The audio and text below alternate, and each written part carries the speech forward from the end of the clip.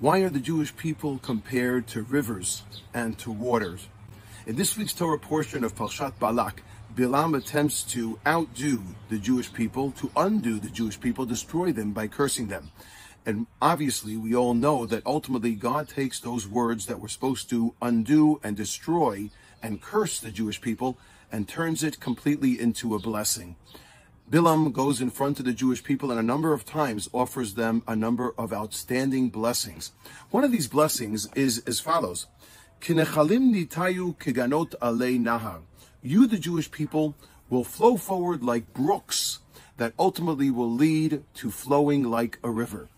What is this comparison? What does it mean? What is the difference between brooks and the body source of a river? And I know that I've shared this point with you before, but it is outstanding and well worth review. Rav Shamshon Raphael Hirsch says as follows, I quote you verbatim: Kol echad hu nachal b'fnei atzmo.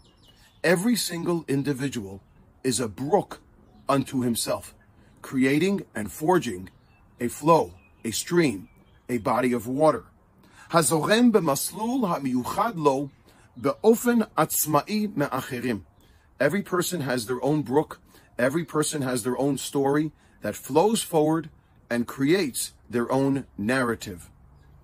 Ach, kol echad mechaven et hesegav. But ultimately, people in their own brooks have to direct and point their strengths, their efforts, their accomplishments.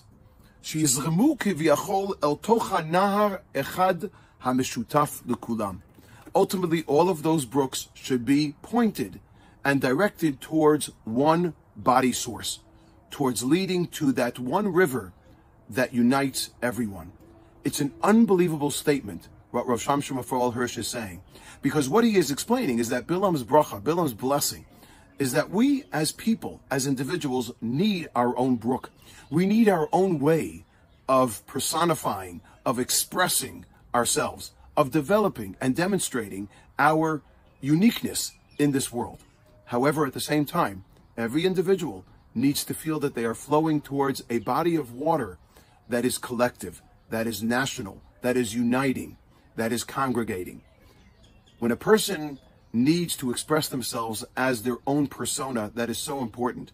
Each and every one of us has something to contribute to this world, but each and every one of us also want to feel a part of a greater cause, a part of a greater body of water, of a river, of an expansive river that demonstrates its strength and demonstrates its presence in this world for a purpose, an ideal.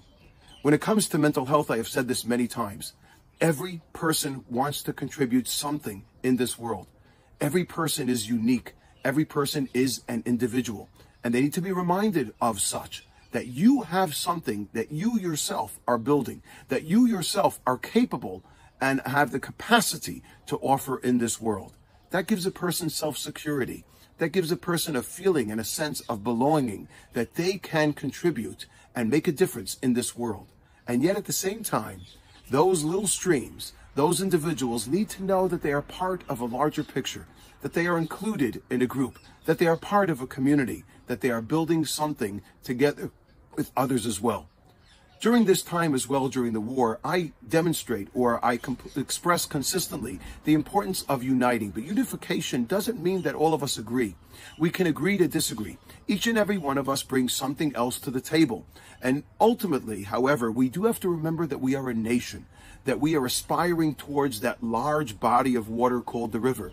In a river, there's all types of waters that are mixed into it. There are all different types of fish. That's fine, as long as we remember that we are united for a cause, for an ideal, for the ideology that we share in common. We may get there different ways, with different brooks and in different avenues, and plowing forward from different routes. But we have to remember that ultimately we are all a body of one, striving for those goals and the betterment of human civilization, of our people, our nation, and our land. This is the Torah way, it is the Jewish way, and it always will remain the Gila way. Shabbat Shalom.